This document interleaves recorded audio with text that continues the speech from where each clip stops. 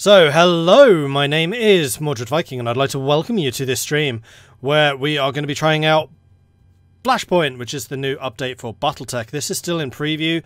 The embargoes went live today, and I think the game is actually out tomorrow. It is indeed, so in 19 hours from when I am streaming this. Flashpoint adds a bunch of new things. Extracurricular activities.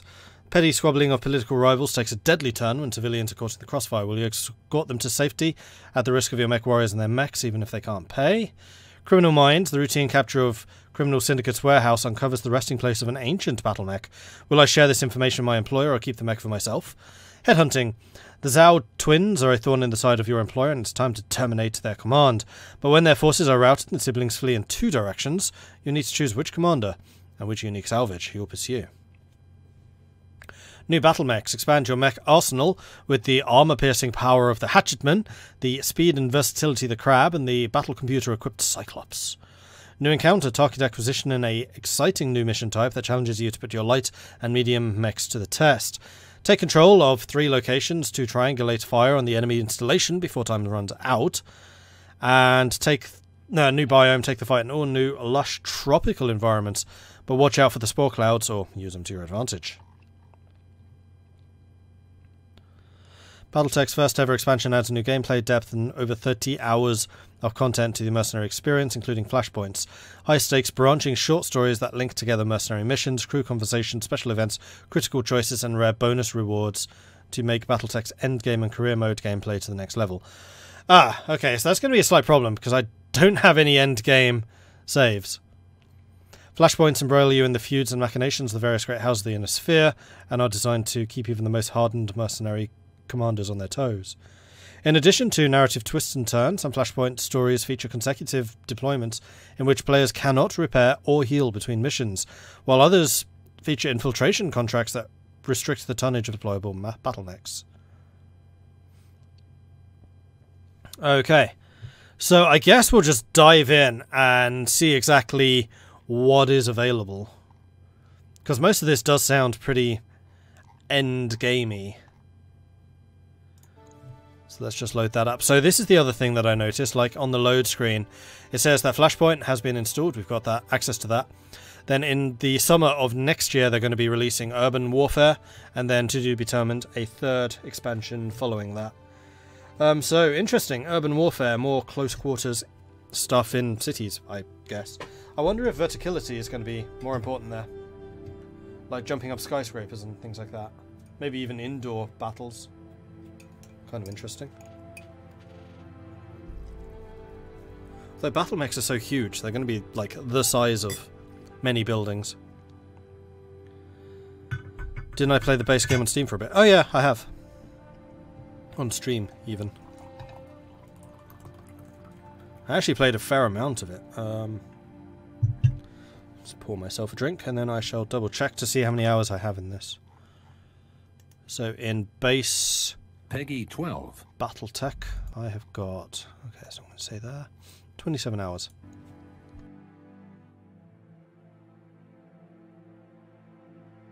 Which, granted, compared to other Paradox titles, is a drop in the ocean, but 27 hours is still a pretty amount of time.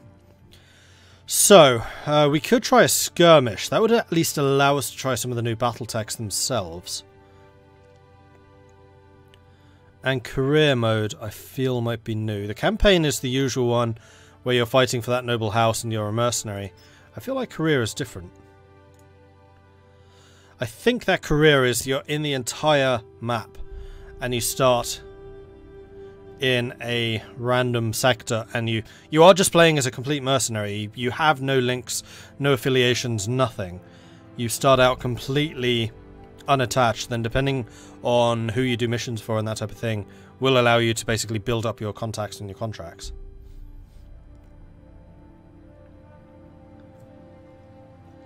So we're not going to play on Iron Man.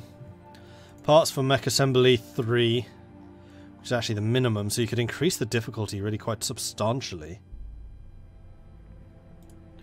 Unequipped mechs. When the setting is enabled, new mechs you acquire through salvage will not come equipped with weapons or components and will need to be customized from scratch. I kind of like that. Enemy force strength, normal, mech destruction. When active, this setting will cause any mech disabled by the destruction of his center torso to be lost permanently. Contract payment, normal, mech warrior progression, normal, salvage, normal, lethality. When this setting is enabled, mech warriors that are incapacitated in combat are always killed, and no rare salvage.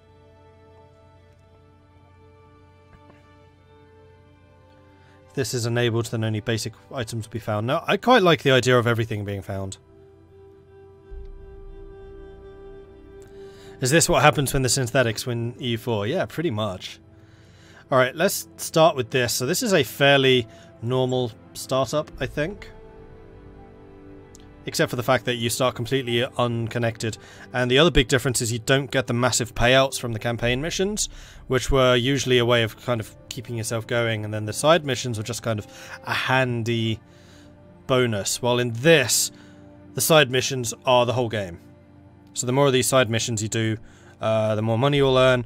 But it also gives a lot more meaning to the fact that you can get the hell out of a bad fight. While in the campaign it didn't matter so much because you always had kind of this cushion to fall back on. In this, if things are going badly, you really do want to just back off and run. There's no easy ways of getting more cash and more supplies.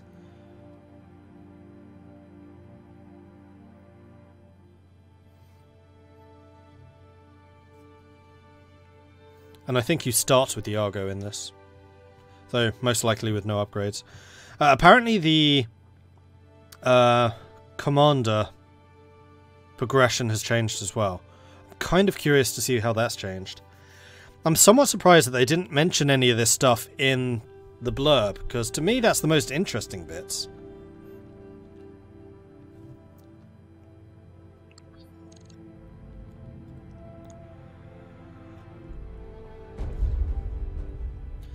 Okay. Character origins. Decades ago, your family came to the Reach from...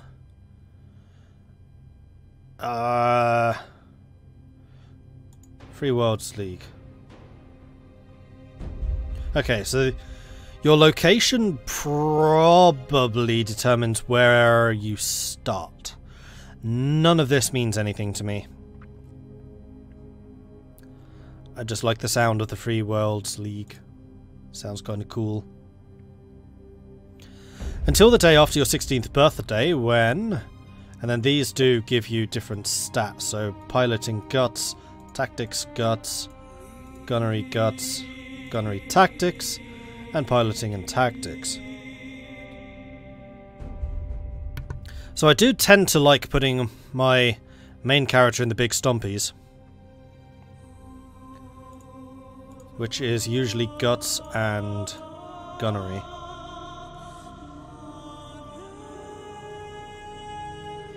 FWL is pretty much the HRE, yeah, I kind of assumed that. Then out on your own, you fell into a life of a ...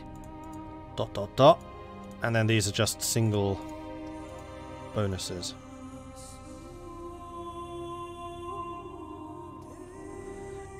More gunnery or more guts? I think that's really the question here.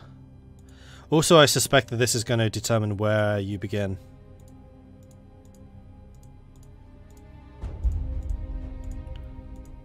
Tactics was mostly scouting. I'm trying to remember how these stats worked. It's like 6 months since I last played this. Piloting is how quick you are, I know that. Guts is your health and how many hits you can take, and then gunnery is the damage output. So I think we're going to be a frontier pirate.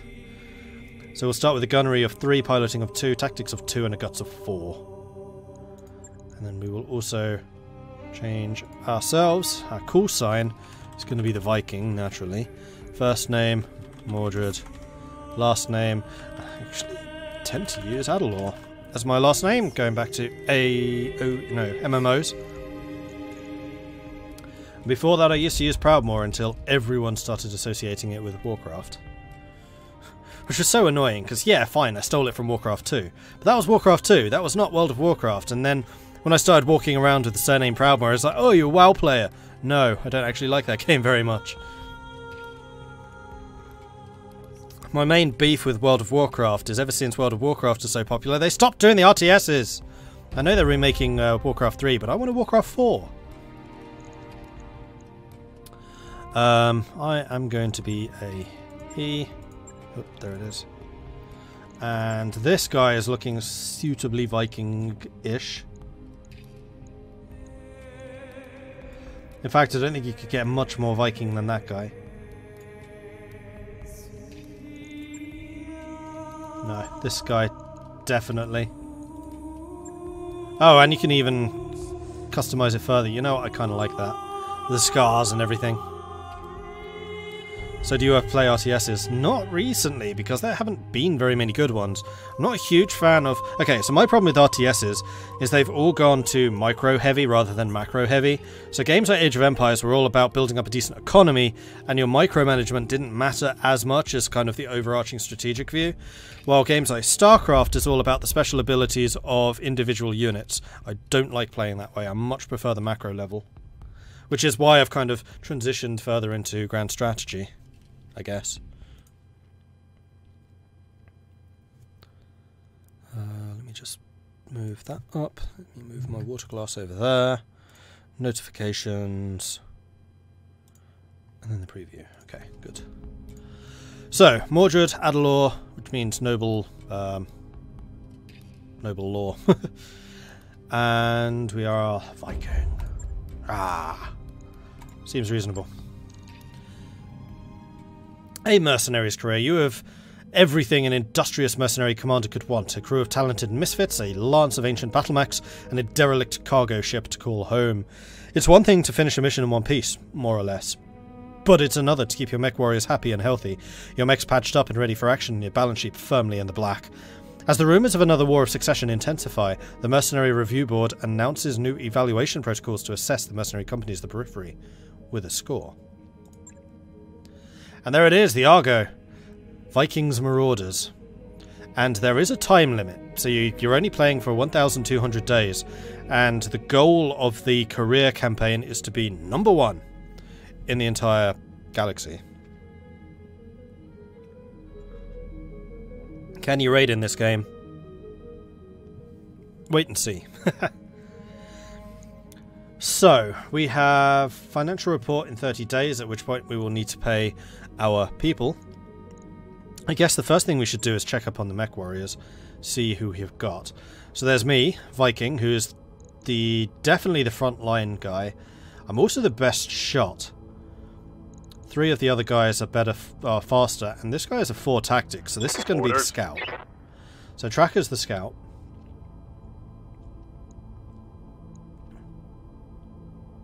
Oh right, and we can rename all of these guys. We should totally do that. Orders. Let's get my name list out. And we will use Twitch subs, because the patrons have had... Actually, no, they haven't. Let's give those patrons a name, and then we'll move on to the subs again. So this is Mech.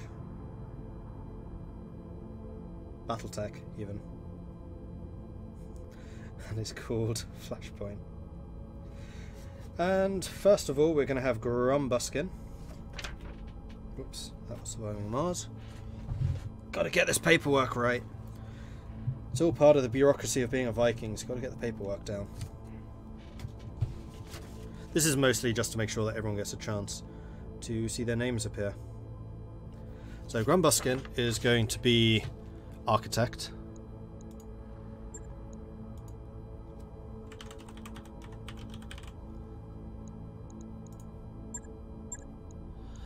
What's up, boss? Painter is going to be Kathos.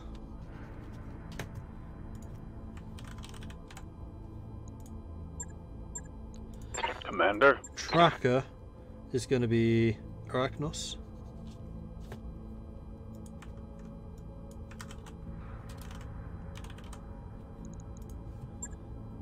I'm liking this more already because you have characters which aren't just NPCs, yes, which Commander. are always the same for everyone. Like, these are unique to us now, which is kind of cool, I think. I suspect that these are randomly generated. And then Sergei Lol. Viking, Sergei, Kathos, Grumbuskin, and Arachnos.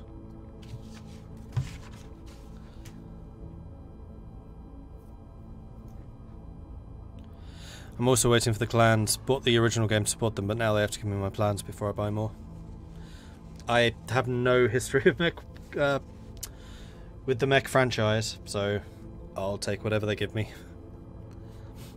Okay, so that's all the troops done, which I'm pretty happy with. Then we have the Mechs themselves. Let's see what we start with. Vindicator, Jenna, Commando, Spider, good, and a Panther. Which we could also spend a bit of time refitting. I suspect we don't have many components. In fact, we have none. So just the standard outfit's going to have to do initially, and then we'll start tweaking them as we play a bit more. Ship upgrades. Actually, there probably is stuff we can do. So how are we doing for power?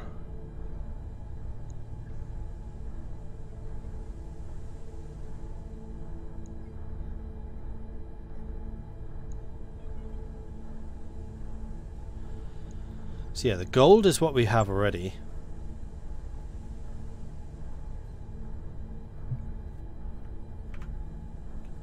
It's not going to say what that does.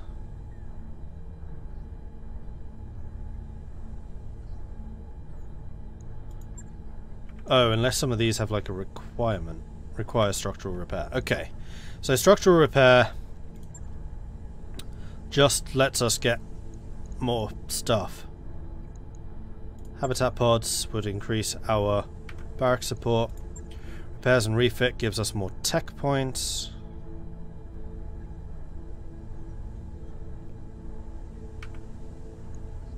And then recreation is more morale.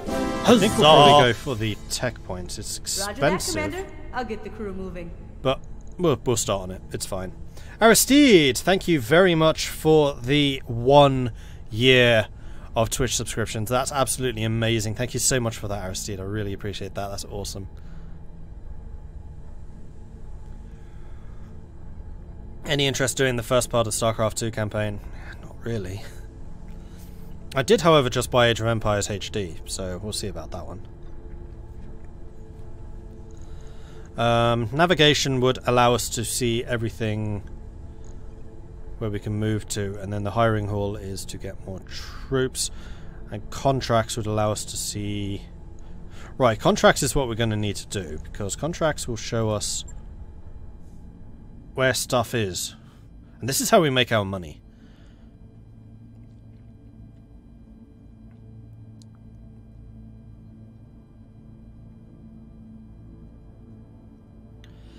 So, a couple of 1-star difficulty locations. So we have 3 or 4 of them which are just like standard missions, and then 1 which is for the Free Worlds League. And they all have different payouts and things. Reputation is good because they'll give us harder contracts in the future. This one also has a pretty hefty payout. Decent amount of salvage and a good chunk of change as well.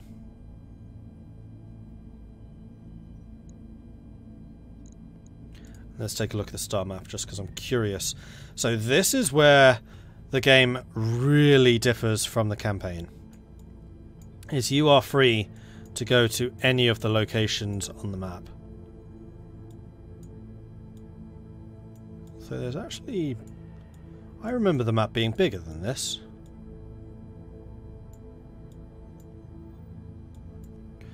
So we're currently on. We could fly to any of these places. Another big change is I don't think the contracts exist where they will pay you to move. So moving between systems is really expensive. Like, you don't want to do that very often at all. And only really if you know that there are going to be missions there that you want to undertake. So here the challenge is easy. So we'll probably make the most money early on. But later on, we will want to go for the higher challenge locations. In fact, all of these are notably easier than these ones. And you can see how much it will cost and how long it will take. Bearing in mind that time is important because every month you are going to be paying your costs. And those can really start to add up. But we're going to stay on. On seems fine. Let's take a quick look at what the costs will be. So we're currently paying 216,000 a month. So we can basically maintain that for 2 and a bit months.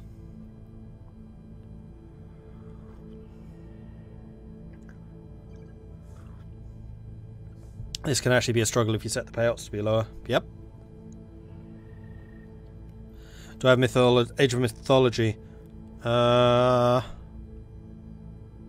certainly played it. I don't remember if I have it. So where's my camera just gone blurry?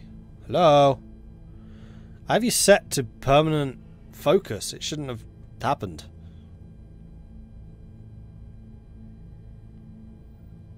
Is it always that blurry? Hang on, I need to fix this. No, it seems to be fine on that side. Oh, is it just because it's dark? Because it's a really dark background, so the lighting changes. That was weird. It shouldn't have blurred. Right, I'm just getting distracted here. So which one do we want to do?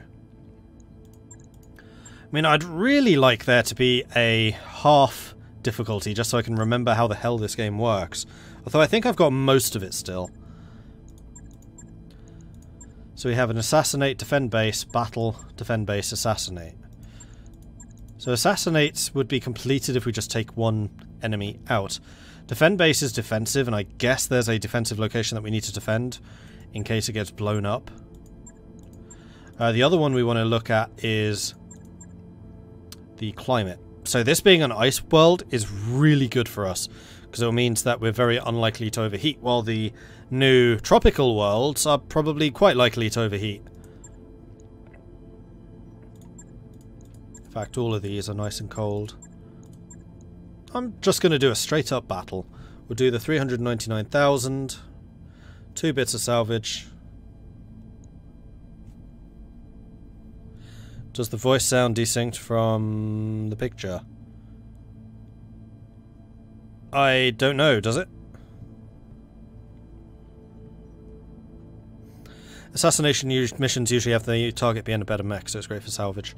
True, but I don't think I necessarily want salvage at this point. Let's just do the battle.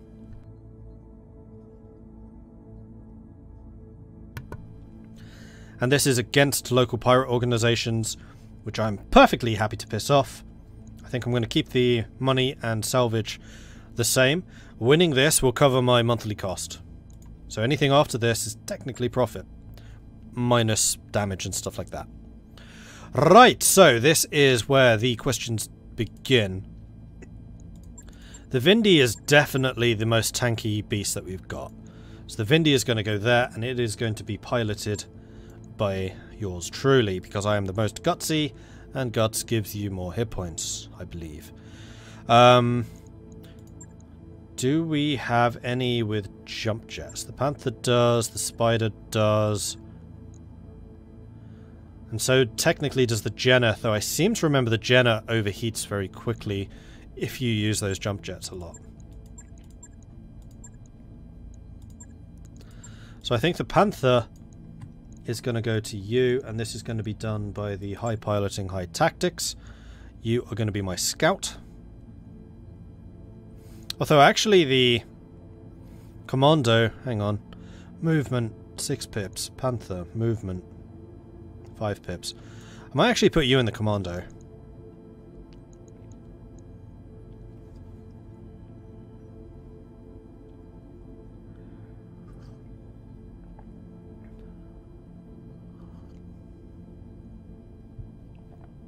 SRMs, a large laser, a medium laser. You've got 2 medium lasers and a bunch of jump jets. You know what? Spider really is the best scout. We'll take the Spider. I seem to remember actually using the Spider for a fair length of time previously. And then we'll probably use the Jenner and the Panther. And those are going to be piloted by... There's really not a lot of difference between these guys. These 2 pilots are definitely the strongest that we have at the moment. So, the Jenner has more firepower, more movement, but is really heat inefficient. So... how about hit points? Oh, the Panther has a bunch more hit points. So I think the Panther is going to be Grumbuskin. And then it's going to be one of these two. That one. Cathars. And we're going to be leaving the Commando behind. Lasers, lasers, missiles and lasers. Missiles and lasers. Yeah, the spider is really quick. Let's do this.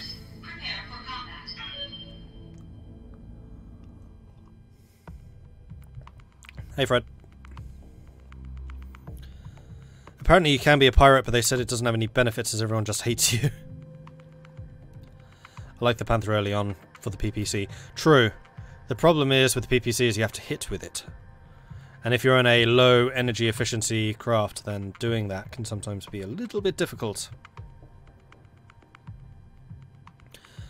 A lance of pirate battle mechs has been rampaging in local government territory and on. They've been raising population centres, burning fields and refineries, looting storage facilities. They're clearly doing everything they can think of to drive our people out. This is terrorism, pure and simple. We need you to find them and destroy them. No escape and no prisoners. Not much to say, Commander. Shoot to kill.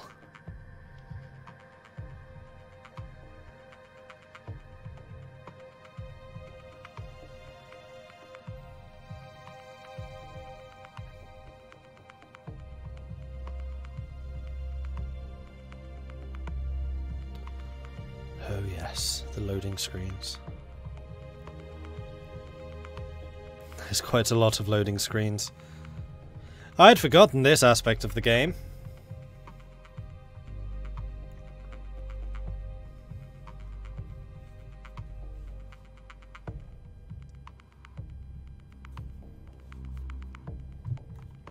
Begin mission. Command interface initiated. This is going to be a standout fight, Commander. Your lance against the opposing forces. Intel says they're near your current location. Move in and clear them out. Good hunting, Commander. Oliveira out. I don't remember what Look at that terrain. voices I gave these guys before. Now I want ice cream. Alright, I like that guy already. Who was that? Okay, so we can move quite far. This is how far the sensors can see. And we have to destroy the units based over there. So I don't think we want our spider going too far ahead. Standing by. And you can also jump. The great thing about jumps is it allows you to turn yourself in any direction rather than just sprinting.